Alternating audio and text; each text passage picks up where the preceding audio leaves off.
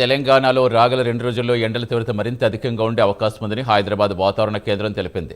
గరిష్ట ఉష్ణోగ్రతలు సాధారణం కంటే 2 నుంచి 3 డిగ్రీలు ఎక్కువగా ఉండవచ్చని, ఉత్తర తెలంగాణలో కొన్ని జిల్లాల్లో వడగాల్పులు వీచే అవకాశం ఉందని తెలిపింది.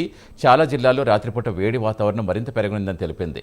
వేసవి తీవ్రత నుంచి కాపాడుకునేందుకు ఎలాంటి జాగ్రత్తలు తీసుకోవాలనే అంశంపై వాతావరణ శాఖ అధికారి ధర్మరాజుతో మా correspondent Supriya face to face. రాష్ట్రాల్లో ఎండలు మండిపోతూ ఉన్నాయి. ఎంతవరకు ఉష్ణోగ్రతలు నమోదవుతున్నాయి? రోజు రోజుకి చూస్తే అయితే బయటికి రావాలంటేనే ఎంతో భయపడే పరిస్థితి అయితే మనకు కనిపిస్తుంది. ఉదయం 10 అయితే చాలు బయటికి రావాలంటేనే ఎంతో భయపడుతున్నారు. అయితే దీనికి సంబంధించి అయితే మనకు వివరించడానికి ఇప్పుడు వాతావరణ శాఖ అధికారులు ఉన్నారు. ఒకసారి వారిని అడిగి తెలుసుకుందాం.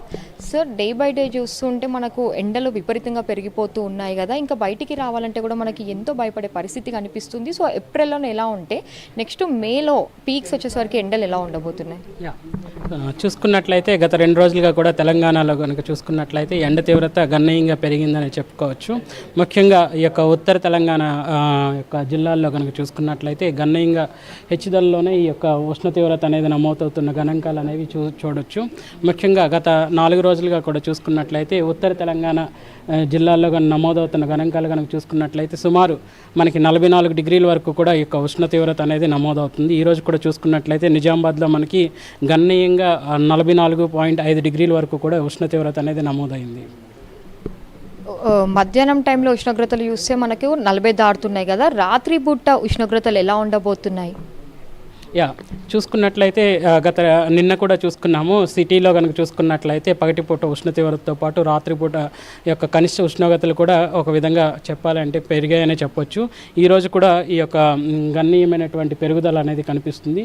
ఇటు పగటిపూట ఉష్ణ తీవ్రత అధికంగాను, అట్లాగే రాత్రిపూట కనిష్ట ఉష్ణోగ్రతలు అనేవి కూడా అధికంగా నమోదయ్యే విధంగా ఈరోజు కూడా అటువంటి వాతావరణ పరిస్థితులు అనేవి కనిపిస్తున్నాయి. ఒక సిటీ ఇక్కడ చూసుకున్నట్లయితే సిటీ హైదరాబాద్ చుట్టూ ఉన్న పరిసర ప్రాంతాలు మినహాయించి ఈ యొక్క 5 జిల్లాలు మినహాయించి మొత్తం రాష్ట్రం అంతటా కూడా సాధారణ స్థాయిలో నుంచి హెచ్చైన స్థాయిలోకే ఈ యొక్క ఉష్ణ తీవ్రత ఘనంగా పెరుగుతుందనే చెప్పొచ్చు.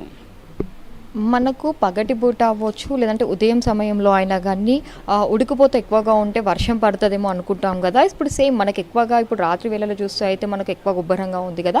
ఇప్పుడు ఈ ఏప్రిల్ ఎండింగ్ వరకు మన వర్షాలు పడే అవకాశాలు ఏమైనా ఉన్నాయా? చూసుకున్నట్లయితే గత 2 రోజులుగా కూడా చూసుకున్నట్లయితే గాల్లో తేమ శాతం తగ్గిందనే చెప్పొచ్చు. కంప్లీట్గా మనం చూసుకున్నట్లయితే రాష్ట్రం అంతటా కూడా చూసుకున్నట్లయితే పొడిబారినటువంటి వాతావరణం అనేది అంతటా రాష్ట్రం అంతటా కూడా స్పష్టంగా కనిపిస్తుంది. ఈ రోజు కూడా అట్లాంటి వాతావరణం ఉన్నప్పటికీ కూడా రేపటి నుంచి స్వల్పంగా ఎండ తీవ్రత అనేది తగ్గి ఎల్లుండి నుంచి మనకి తేలికపాటి వర్షం అనేది కూడా వచ్చే అవకాశాలు అయితే కనిపిస్తున్నాయి. ఈ యొక్క తేలికపాటి వర్షం వల్ల కొంచెం ఉపశమనం అనే ఎండ తీవ్రత నుంచి కొంచెం ఉపశమనం అనేది పొందే అవకాశం అయితే కనిపిస్తుంది. ఏ జిల్లాలో వర్షాలు పడతాయి? జిల్లాలతో పాటు హైదరాబాద్లో కూడా వర్షం పడే అవకాశం ఉందా? ముఖ్యంగా చూసుకున్నట్లయితే ఈ 2 రోజులు మినహాయించి ఎల్లుండి నుంచి స్వల్పంగా అక్కడక్కడ కూడా తేలికపాటి వర్షం అనేది కనిపిస్తుంది. ముఖ్యంగా ఇటు తూర్పు జిల్లాలు అట్లాగే చూసుకున్నట్లయితే దక్షిణ జిల్లాల్లో తేలికపాటి వర్ష సూచన అనేది నమోదయ్యే అవకాశం అయితే కనిపిస్తుంది. ఈరోజు రేపు కూడా ఈ యొక్క ఎండ తీవ్రతతో పాటు పగటిపూట ఎండ తీవ్రతతో పాటు రాత్రిపూట కనిష్ట ఉష్ణోగ్రతలు అనేవి అధికంగా ఉండే అవకాశాలే ఎక్కువ కనిపిస్తున్నాయి. జిహెచ్ఎంసీ పరిధిలో చూసుకుంటే ఉష్ణోగ్రతలు ఎలా ఉన్నాయి, ఎలా ఉండబోతున్నాయి? చూసుకున్నట్లయితే నగరం చుట్టూ ఉన్న పరిసర ప్రాంతాల్లో కనుక చూసుకున్నట్లయితే పగటిపూట ఉష్ణ తీవ్రతతో పాటు అటు రాత్రిపూట కనిష్ట ఉష్ణోగ్రతలు కూడా అధికంగా పెరిగే అవకాశాలు కూడా స్పష్టంగా కనిపిస్తున్నాయి. ఇట్లాంటి వాతావరణం అనేది ఈరోజు కొనసాగుతుంది. రేపటి నుంచి కొంచెం చల్లబడే వాతావరణం అనేది కనిపిస్తుంది. ఎండ తీవ్రత ఎక్కువ ఉండడంతో మనకు వడదెబ్బలు లాంటివి తగులుతూ ఉంటాయి కదా, అలాంటప్పుడు ఎలాంటి ప్రికాషన్స్ తీసుకోవాలి? బయటికి వచ్చిన వేళలో ఎలా ఉండాలి? చూసుకున్నట్లయితే నిన్న కూడా చాలా చోట్ల మనకి ఎండ తీవ్రతతో పాటు అటు వడగాల్పుల తీవ్రత వల్ల కూడా కొంతమంది మరణించారు. ఈ యొక్క ఎండ తీవ్రత ఎప్పుడైతే అధికంగా ఉంటుందో పగటిపూట గణనీయంగా ఈ యొక్క స్థాయిలో ఎండ నమోదైనప్పుడు చూసుకున్నట్లయితే గణాంకాలను బట్టి 40 డిగ్రీలు అధికంగా ఉన్నప్పుడు మాత్రం రాత్రిపూట కూడా ఈ యొక్క కనిష్ట ఉష్ణోగ్రతలు అనేవి పెరుగుదల కూడా ఉంటుంది. ఆ సమయాల్లో పగటిపూట ఉష్ణ తీవ్రత అనేది అధికంగాను, రాత్రిపూట ఉష్ణ తీవ్రత అనేది కూడా అధికంగా నమోదైనప్పుడు మాత్రం ఎప్పుడైతే ఈ యొక్క వ్యత్యాసం పగటిపూట నమోదయ్యే ఉష్ణ తీవ్రతల్లోనూ రాత్రిపూట నమోదయ్యేటువంటి కనిష్ట ఉష్ణోగ్రతల్లో వ్యత్యాసం అనేది ఎక్కువ ఏర్పడుతుందో అప్పుడు మాత్రం గాల్లో తేమ శాతం తగ్గి ఈ యొక్క వడగాల్పుల తీవ్రత అనేది అధికంగా ఉండే అవకాశాలు కూడా కనిపిస్తున్నాయి. నిన్న కూడా చూసాము. నిన్న కూడా సుమారు నిన్నటి నుంచి ఈ రోజు వరకు సుమారు 10 మంది నుంచి 11 మంది వరకు మరణించినట్టు కూడా వార్తలు అనేవి వినిపిస్తున్నవి.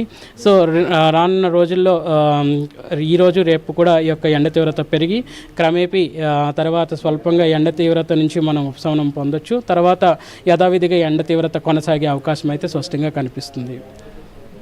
బయటికి వచ్చినప్పుడు ఎలాంటి ప్రికాషన్స్ తీసుకోవాలి వడదెబ్బ తగలకుండా ఉండే అందుకు? ముఖ్యంగా చూసుకున్నట్లయితే ఎండ తీవ్రత అనేది ముఖ్యంగా 11:30 ప్రాంతం నుంచి 3:30 ప్రాంతం వరకు కూడా ఎండ తీవ్రత అధికంగా నమోదవుతుంది. కాబట్టి ఈ సమయాల్లో మనం బయటికి వెళ్ళినప్పుడు చేతిలో గొడుగు అలాగే తలకు టోపీ అనేది ధరించాలి. సో ఈ ధరించడం వల్ల కొంచెం వరకు ఎండ నుంచి ఉపశమనం పొందొచ్చు. అట్లాగే పిల్లలు కానీ పెద్దలు కానీ ఈ ఎండలో తీవ్రత అధికంగా ఉన్న సమయాల్లో మాత్రం బయటికి వెళ్ళకూడదు. అట్లాగే ఎవరైతే అవుట్డోర్ యాక్టివిటీస్ చేస్తున్నారో ముఖ్యంగా వలస కార్మికులు కానీ అలాగే డైలీ రోజువారీ కూలీలు కానీ అలాగే భవన కార్మికులు కానీ అటు వ్యవసాయదారులు కానీ ముఖ్యంగా హార్డ్ అవర్స్లో పనిచేస్తున్న సమయాల్లో మాత్రం వాళ్ళు పనిచేసే పరిసర ప్రాంతాల్లో మాత్రం తగినంత నీరు అనేది అందుబాటులో ఉంచుకునేలా చూసుకోవాలి.